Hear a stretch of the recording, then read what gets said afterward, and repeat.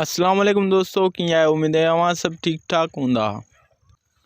दोस्तों अॼु जी हिन वीडियोज़ में असां ॻाल्हाईंदासीं सिंध जे बेताज बादशाह जावेद खान अबड़ो जी ज़िंदगीअ बाबति। जावेद खान अबड़ो जो जन्म 1970 ज़िले लाड़काणे में थियो।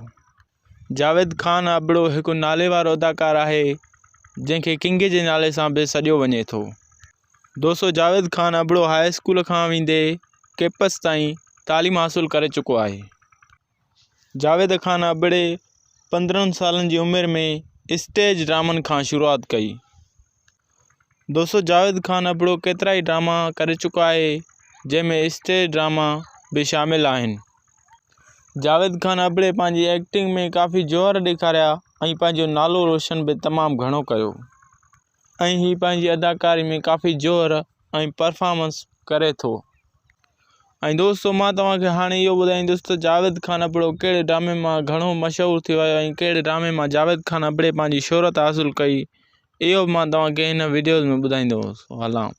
त दोस्तों अचो त जावेद खान अबड़ो जो उहो जेको पहिरियों ड्रामो हुयो उन जो नालो खणूं पिया। दोस्तों जेको जावेद खान जो पहिरियों ड्रामो हुयो उन जो नालो हुयो कारो सिज, जंहिंमें हिन बहराम बहर जे नाले सां तमामु वॾी शोहरत हासिल कई।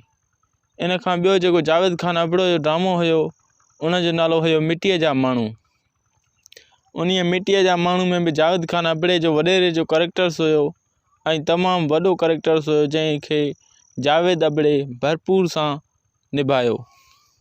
ऐं दोस्तों मां तव्हांखे ॿुधाईंदो हलां त जावेद खान जो जेको मशहूरु ड्रामो हुयो कारो सिज हुयो जंहिंमें जावेद खान अबड़े जो बहराम बहर जे नाले सां करेक्टर्स हुयो, उहो बि तमामु बहितरीनु जावेद खान अबड़े जो ड्रामो हुयो जंहिंमां हिन जावेद खान अबड़े तमामु घणी इज़त ऐं शोहरत हासिल कई। उन जे ड्रामे जो जेको डायरेक्टर्स हुयो, पहिरियों ड्रामो जेको जावेद अबड़ो जो ड्रामो हुयो उन जो जेको डायरेक्टर्स हुयो अज़ीज़ सांगी उर्फ़ खानू खरदिमाग़, जेको तमामु वॾा ड्रामा ठाहे चुको आहे।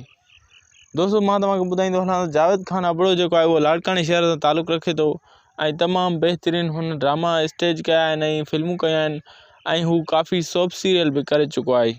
जावेद खान अबड़ो हिकिड़ो तमामु सुठो ऐं बहितरीनु तबियत जो मालिक आहे ऐं सादी तबियत जो मालिक भी पिणु आहे। दोस्तों यकीनन तव्हां जावेद खान अबड़े खे चङी तरह सुञाणींदा हूंदा ऐं यकीनन तव्हांखे सिंधी ड्रामनि में अक्सर नज़र भी पिणु ईंदो हूंदो। दोस्तों ही हुई जो कि असांजी वीडियो, जेकॾहिं अॼोकी वीडियो असांजी तव्हांखे पसंदि आई हुजे त असांजी हिन वीडियो खे लाइक कंदा, कमेंट कंदा ऐं सब्सक्राइब करण न विसारींदा। असांजे हिन चैनल सिंधी शोबिज़ अपडेट खे सब्सक्राइब करे घंटी जे बटण ते लाज़मी क्लिक कंदा त जीअं हर नई वीडियो जो नोटिफिकेशन तव्हांखे बाआसानी सां मिली सघे। दोस्तों वरी मिलंदासीं नेक्स्ट वीडियो में। अल्लाह हाफ़िज़।